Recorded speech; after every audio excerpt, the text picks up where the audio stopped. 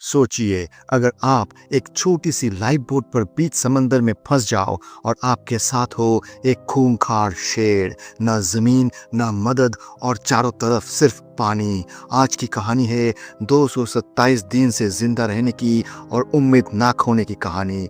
Film का नाम है लाइफ ऑफ पाई। तो चलिए शुरू करते हैं, लेकिन उससे पहले नमस्कार दोस्तों, मैं हूं सैम और ये है नो दी स्टोरी। कहानी शुरू होती है एक कैनेडियन राइटर से जो एक ऐसी कहानी की तलाश में होता है जो उसके ज़िंदगी का सबसे अच्छी कहानी हो, और इसलिए वो इंडिया में आता है कहानी ढूंढने। इंडिया आकर उसकी मुलाकात होती है पिसिन पैटेल यानी पाई पैटेल से। पाई कहता है, मैं तुम्हें एक कहानी सुनाऊंगा और तुम भगवान पर विश्वास करने लगोगे। पाई का बचपन इंडिया के पौंडीचेरी में गुजरता है। उसके पिता एक जू चलाते हैं जहां पाई हर तरह के जानवरों के बीच बड़ा होता है। उसका नाम स्कूल में उसके लिए मुसीबत बन जाता है क्योंकि बच्चे उसका मजाक उड़ाते हैं। तब पाई एक दिन क्लास में जाकर बोर्ड पर अपना नाम लिखता है पाई, और फिर पाई का पूरा मैथमेटिकल फॉर्मूला लिख देता है। सब हक्के बक्के रह जाते हैं और तब से सब उसे पाई पैटेल कहने लगते हैं। पाई बचपन से ही भगवान को समझना चाहता था। वो हिंदू है, फिर क्रिश्चियन बन जाता है और बाद में इस्लाम भी फॉलो करता है। उसके पिता उसे समझाते हैं कि सब धर्मों को फॉलो करना कंफ्यूजन है, लेकिन पाई मानता है विश्वास का मतलब है भगवान से प्यार। जू में सबसे खतरनाक जानवर होता है एक royal Bengal tiger, Richard Parker. Pi उसे दोस्त बनाना चाहता है। वो उसके करीब जाने की कोशिश करता है, लेकिन इसमें बहुत खतरा था, इसलिए उसके पिता उसे एक सबक सिखाता है। एक बकरी को उस शेर के सामने छोड़ देता है। वो शेर उस बकरी को पल भर में मार देता है। तब पाई समझ जाता है जानवर प्यारे हो सकते हैं, लेकिन उनकी फितरत नहीं बदलती। अब देखते देखते पाई बड़ा हो जाता है। वो एक लड़की को पसंद भी करने लगता है। वो लड़की भी उसे पसंद करने लगती है। दोनों में दोस्ती हो जाती है। दोनों एक दूसरे के साथ वक्त बिताना पसंद करते हैं, लेकिन तभी देश का इकोनॉमी बहुत खराब हो जाता है। हर तरफ पैसों की तंगी शुरू हो जाती है। कुछ समय बाद पाई के पिता फैसला करते हैं कि वो अपने जू को बेचकर सारे जानवरों को लेके अपने फैमिली के साथ कनाडा शिफ्ट हो जाएंगे और कनाडा जाके अच्छी कीमत पे उन जानवरों को बेच देंगे। इससे पाई का दिल टूट जाता है क्योंकि वो उस लड़की को पसंद करने लगा था, लेकिन उसके पिता का इस फैसले से अब उस लड़की से अलग होना पड़ेगा। लेकिन जाने से पहले वो उस लड़की से वादा करता है कि वो एक दिन जरूर उसके पास लौट के आएगा। फिर पूरा परिवार एक जापानीज कार्गो शिप पर सफर शुरू करता है। उदास मन लेके पाई जहाज के डेक पर खड़ा होकर समुंदर को देखता रहता है। इधर रात को डिनर के टाइम पे पाई देखता है कि खाने में नॉन वेज है, जबकि पूरी फैमिली शाकाहारी था। इसलिए जानवरों को खिलाने के लिए जो केला लाया गया था वो सब मिलके खा के उस रात का गुजारा करता है। पाई की पिता सारे जानवरों को खाने में नींद की दवाई मिला देता है ताकि किसी जानवर को सी सिकनेस ना हो और वो शांति से ये सफर पूरा कर सके। अब एक रात एक भयंकर तूफान आता है। तूफान को करीब से देखने के लिए पाई दौड़ के जहाज के डेक पर चढ़ जाता है। वो मजा ले रहा होता है कि तब अचानक वो देखता है कि एक बड़ा लहर जहाज के ऊपर आ गिरता है और जहाज में पानी घुसने लगता है। जहाज डूबने की कगार पे आ जाता है। वो जल्दी से भागता है अपनी रूम की तरफ अपनी फैमिली को बुलाने, पर तब तक बहुत देर हो चुकी थी। पूरा रूम पानी से भर गया था। वो भाग के क्रू के पास जाकर उसके फैमिली को मदद करने के लिए बोलता है, पर क्रू उसे जबरदस्ती एक लाइफ बोट में बैठा देता है। फिर अचानक एक जेब्रा उसके लाइफ बोट में कूद पड़ता है और लाइफ बोट की रस्सी टूटकर समंदर में गिर जाता है। पाई बहुत कोशिश करता है अपनी फैमिली को बचाने की, पर समुद्री तूफान पूरे जहाज को तोड़ देता है और उसका परिवार समंदर में डूब जाता है और पाई उसके लाइफ बोट के साथ समंदर में खो जाता है। अगले दिन जब सुबह होती है, पाई देखता है कि लाइफ बोट पर वो अकेला नहीं है, उसके साथ है एक जेब्रा, और वो जेब्रा घायल था, पर पाई उसे मदद करता है। वो बोट से पानी बाहर फेंकना शुरू करता है और तब अचानक बोट के नीचे से एक हाइना बाहर आ जाता है। डर के मारे पाई बोट के एकदम किनारे में चला जाता है और वहां से लटक जाता है। अचानक वो देखता है कि एक उड़ांग उटांग तैरते हुए उसके बोट की तरफ आ रहा है। वो कैसे करके उस उड़ांग उटांग को अपनी बोट बोट में उठा लेता है। कुछ देर बाद अचानक वो हायना भूख के मारे उस जेब्रा पर हमला कर देता है। पाई रोकने की कोशिश करता है पर वो हायना उस जेब्रा को मार डालता है और उसे खाने लगता है। पाई सिर्फ देखने के अलावा और कुछ नहीं कर सकता। ऐसे करके पूरी रात गुजर जाता है। अगले दिन सुबह वो बोट से कुछ सामान ढूंढ निकालता है जो इमरजेंसी में काम आ सके, लेकिन तभी वो हायना अब उस ओरंग ओटंग पर हमला कर देता है और उसे मार डालता है। इससे पाई अब बहुत ज्यादा गुस्सा हो जाता है और वो फैसला करता है कि इस हायना को वो मार डालेगा। और तभी एक ट्विस्ट आता है। इस बोट के नीचे अब तक छुपा हुआ था वो शेर जिसका नाम था रिचर्ड पार्कर। इसके बारे में किसी को पता नहीं था। वो अचानक बोट के नीचे से छलांग मारकर उस हायना को दबोच लेता है और पलक झपकते ही उसे मार डालता है। अब एक ही बोट पर पाई और एक शेर। पाई बहुत ज्यादा डर जाता है। वो जानता है अगर उसने कंट्रोल नहीं लिया तो वो शेर उसे मार डालेगा और देखते ही देखते वो शेर उस पर हमला कर देता है। पाई किसी तरह पानी में कूदकर अपनी जान बचाता है।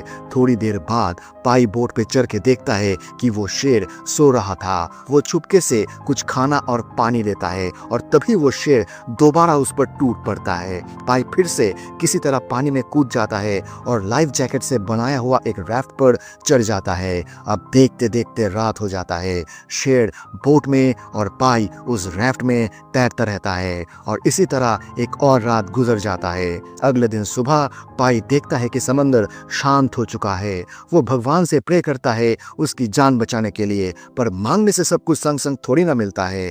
पाई का इंतजार शुरू होता है। वो किसी तरह बोट से एक मैप और एक सर्वाइवल गाइड बुक निकालता है और स्टडी करने लगता है कि कैसे समंदर में ऐसे हालातों में सरवाइव करना है। वो सीखता है कैसे डिप्रेस होने से बचना है, कैसे पीने का पानी जुगाड़ करना है और साथ ही वो उस शेर को संभालने की कोशिश करता है।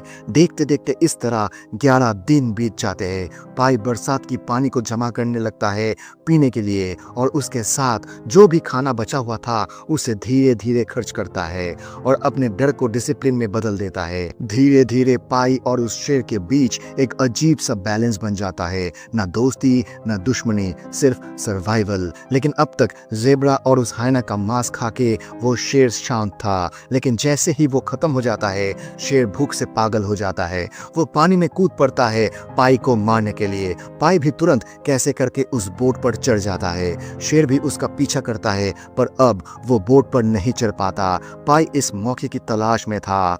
वो एक हथियार उठाकर उस शेर को मारने जाता है लेकिन वो नहीं मार पाता। उसका नर्म दिल उसे ये काम करने से रोकता है। फिर वो उस शेर को वापस बोट में उठाने का तरीका ढूंढने लगता है।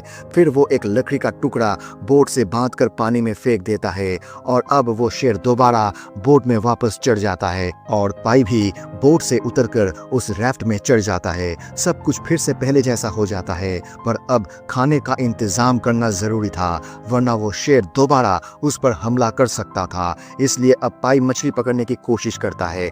थोड़ी देर बाद वो सच में एक मछली पकड़ भी लेता है पर जैसे कि वो शाकाहारी था तो वो कभी किसी जीव की हत्या नहीं किया था। इस मछली को मारकर उसे बहुत दुख होता है। वो रोते हुए भगवान से माफी मांगता है और फिर वो मछली उस शेर की तरफ फेंक देता है और वो शेर उस मछली को खा लेता है।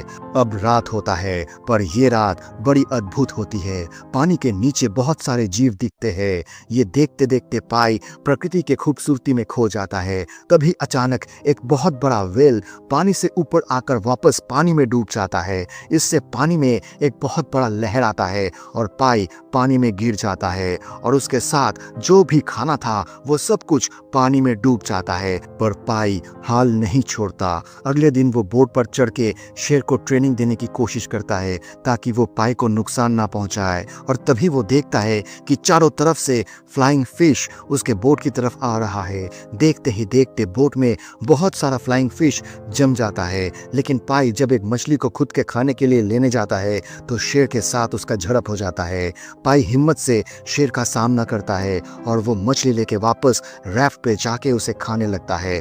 पहली बार वो शाकाहारी छोड़ के मांस खा रहा था। अगले दिन पाई फिर से शेर को ट्रेनिंग देने लगता है और अब धीरे धीरे वो शेर पाई की बात मानने लगता है। अब देखते देखते 2 महीने बीत जाते हैं और दोनों ही थका हारा हो जाता है। ऐसे ही एक दिन बहुत तेज तूफान आता है, बोट में पानी भर जाता है और उस पानी में वो शेर डूबने लगता है। ये देखकर वो भगवान से कहता है कि उसने सब कुछ खोया है, अपना परिवार, अपना प्यार, सब कुछ। अब भगवान उससे और क्या चाहता है।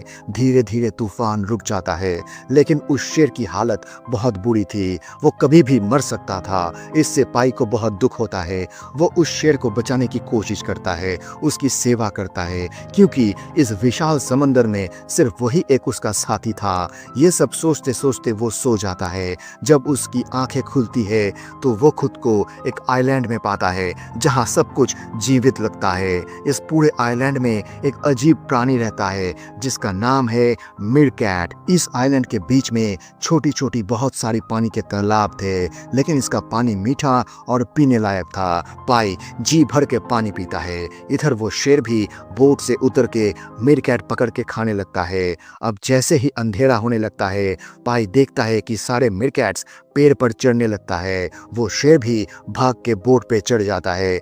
पाई हैरान रह जाता है। फिर रात के वक्त पाई एक भयानक सच जानता है। ये आइलैंड रात में जहरीला बन जाता है, पानी तेजाब जैसा हो जाता है। वो पेड़ से एक फल तोड़ता है तो उसके अंदर वो देखता है एक इंसानी दांत। वो समझ जाता है कि कभी इस आइलैंड पर कोई इंसान आया था और ये पेड़ उसे खा गया था। तब पाई को समझ आ जाता है कि ये आइलैंड एक जाल है जो दिन में जिंदगी देता है और रात में मौत। पाई समझ जाता है कि अगर वो यहाँ रुका तो जिंदा रहना मुश्किल होगा। वो बहुत सारा खाने का सामान लेके फिर समंदर में निकल पड़ता है। फिर 227 दिन बाद लाइफ बोट मेक्सिको के किनारे पहुंच जाती है। पाई बोट से उतर के बीच में गिर जाता है और पड़ा रहता है। वो एकदम कमजोर हो चुका था। वो शेर भी बोट से उतरता है और बिना पीछे देखे सामने एक जंगल में चला जाता है। पाई उम्मीद करता है कि वो पीछे मुड़कर देखेगा, अलविदा कहेगा, लेकिन वो शेर बिना देखे जंगल में गायब हो जाता है। यही चीज पाई के दिल को सबसे ज्यादा तोड़ देती है। अब कुछ लोकल लोग आके पाई को उठाकर ले जाता है, पर पाई उस शेर के लिए रोने लगता है। वो उसे मिस करने लगता है। अब अस्पताल में जापानी शीप के कुछ लोग उसकी कहानी सुनते हैं, लेकिन इस कहानी पर यकीन कर पाना उनके लिए मुश्किल होता है। वो पाई से पूछते हैं कि क्या ये कहानी सच है। तब पाई एक दूसरी कहानी सुनाता है जिसमें जानवरों की जगह इंसान होते हैं, और फिर वो एक सवाल छोड़ देता है, आप कौन सी कहानी पर विश्वास करना चाहेंगे? क्योंकि कभी कभी सच्चाई सिर्फ वही होता है जो मंजूर खुदा होता है। और इसी के साथ ये कहानी हमें ये सिखाती है, अगर खुद पर विश्वास हो तो इंसान किसी भी मुश्किल के बीच जिंदा रह सकता है। तो दोस्तों, अगर आपको ये कहानी पसंद आई हो तो वीडियो को लाइक करें, अपने दोस्तों के साथ शेयर करें, और ऐसे ही और मूवी एक्सप्लेनेशंस के लिए हमारे channel know the story Hindi को सब्सक्राइब करना ना भूलें। आपका एक सब्सक्राइब हमें और कहानियां सुनाने के लिए प्रेरित करता है। मिलते हैं अगले वीडियो में एक और दिल छू लेने वाली कहानी के साथ। तब तक के लिए अपना ख्याल रखिए। धन्यवाद।